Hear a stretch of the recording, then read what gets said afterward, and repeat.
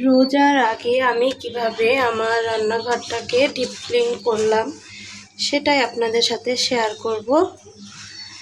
Hello everyone, আসসালামু আলাইকুম। সবাই কেমন আছেন? আশা করছি যে যেখানে আছেন ভালো আছেন। আমরাও আলহামদুলিল্লাহ ভালো আছি। এই তো রোজার আগের দিন, আজকে কালকেই তো রোজা, মাহে রমজান আমাদের। আজকে এতদিন সময় পাইনি, শরীরটাও বেশ একটা ভালো ছিল না, তার জন্য আজকে রান্নাঘরটাকে গুছিয়ে নিচ্ছি। তো আমি যেখানে মশলার ডিব্বাগুলো সব যেখানে রেখেছি নামিয়ে এগুলোকে এখন ধোবো।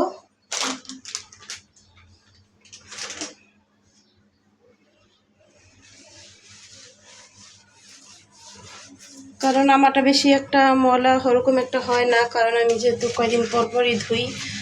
আমার কাছে মানে কোনো একটা নেই যে কোনো একটা জিনিস আসছে ওটা রুমটাকে ক্লিন করতে হবে বা এরকম। আমার সবসময় আমি রুম ক্লিন করে থাকি, ঘর রান্নাঘর আমার যখন সময় পাই হাতে তখনই।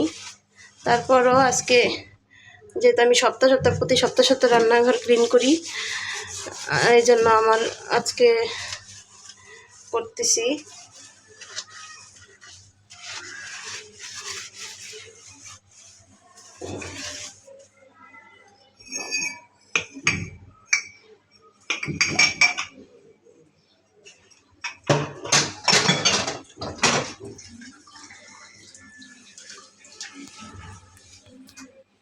যে আমি হুলের গুঁড়ি দিয়ে একটা তারের ছোঁয়ার সাহায্যে সমস্ত তেল চিটচিটে উঠিয়ে নিলাম। এখন একটা যে ভিজা দানা দিয়ে সুন্দর করে মুছে নিব। টাইসের ঘর হলেই ভালো হয়, এই যে মুছলে নতুন হয়ে যায়, কি সুন্দর ভালো লাগে দেখতে।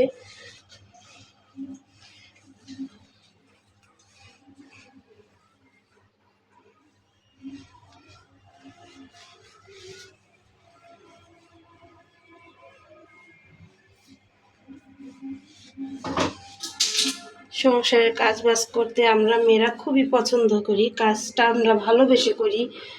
যেহেতু সংসারটা আমার, তাই জন্য ভালোবেসেই কিন্তু কাজগুলো করলে খুবই ভালো লাগে। দেখবেন একটা মনের ভিতরে একটা শান্তি কাজ করে। আর মন ভালো থাকলে দুনিয়াটাই ভালো, শরীর মন দুটোই ভালো থাকতে হয়।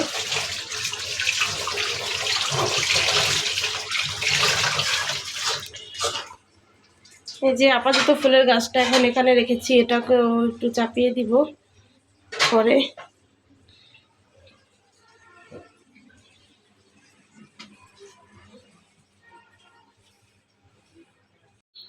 এই যে ডিব্বাগুলো আমি ধুয়ে নিলাম ফুলের গুঁড়ি দিয়ে। আর যেটার মধ্যে একটু চিনি আছে, চিনি আনবে ওর বাবা রাতে বাজার করবে। যেহেতু এবার আমাদের বাজারটা খুব লেট হয়ে গেছে, সমস্যা নেই, কালকে তো রোজা, আজকে আনলেই হবে। এই যে চিনি আর মরিচের শুকনো মরিচ, আর এটার মধ্যে গরম মশলা কিছুটা রেখেছি। আর এখানে আছে কালো জিরা, এখানে চা পাতা, এটা মরিচের গুঁড়ো, এটা হলুদের গুঁড়ো, এটা হচ্ছে লবণ, এটা খালি, এটা পরে রাখা যাবে। দেখি এই ডিব্বাগুলো ছিল এই যে এটার মধ্যে, তা আমি এখন একভাবে বেশি দিন একটা জিনিস থাকলে আমার ভালো লাগে না কেন জানি, তার জন্য যে এভাবে রাখলাম। কেমন হয়েছে?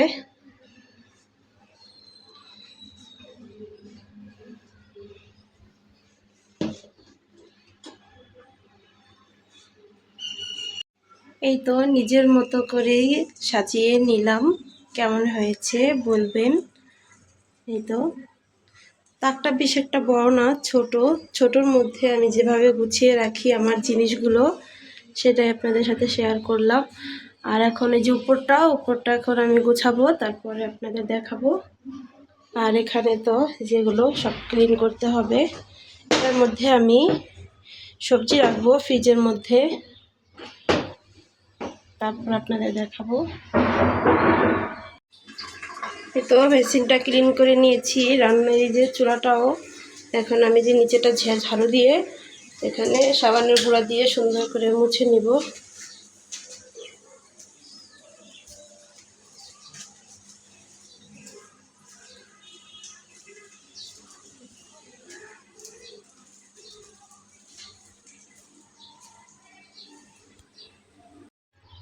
তো পুরো রান্নাঘরটা গুছিয়ে নিলাম, ডিপ ক্লিন যাকে বলে পুরোটা। এই যে ওয়াল মোয়াল সব কিছু সাবান দিয়ে ধুয়ে ফেললাম। এই যে পাকাটাও, পুরো রান্নাঘরটাকে রোজার আগে সুন্দর করে পরিষ্কার করে নিলাম।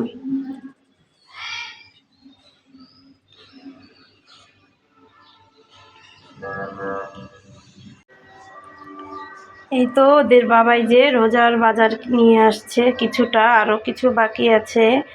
এই যে শসা এনেছে এখানে, শসাগুলো আমি এই যে এটার মধ্যে দেখেছিলেন মশলাদানিটা, ওটার মধ্যে আমি সুন্দরভাবে রেখে দিব শসাগুলো।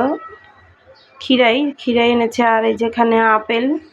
তো রোজায় অল্প কিছু করলাম প্রথমত, পরে আস্তে ধীরে সব আনা হবে। আর এই যে কিছু কমলা আর লেবু, মুড়ি, খেজুর, এখন আরও অনেক কিছু পড়ে আছে, যেমন খেজুরের গুড় আনা লাগবে, তারপরে ইসুগুলের ভুসি, ট্যাং, এগুলো কালকে এনে দেবে বলছিল। তাহলে আমি এগুলো গুছিয়ে রাখি, আপনারা দেখতে থাকেন। আর লেবুর যা দাম বেড়ে গেছে এই বছর, ভাবাই যাচ্ছে না যে এত দাম কেন। সমস্যা নেই, কী হবে, খেতে তো হবে, গরিব মানুষের কি আর করার। আর এই যে খেজুরগুলো ঢেলে নিচ্ছিলাম একটা বক্সের মধ্যে, পড়ছিল না, আঠা হয়ে গেছে, যার কারণে লেগে গেছে। সমস্যা নেই, এটাকে আমি এখন অফ ক্যামেরায় ছাড়িয়ে নেব।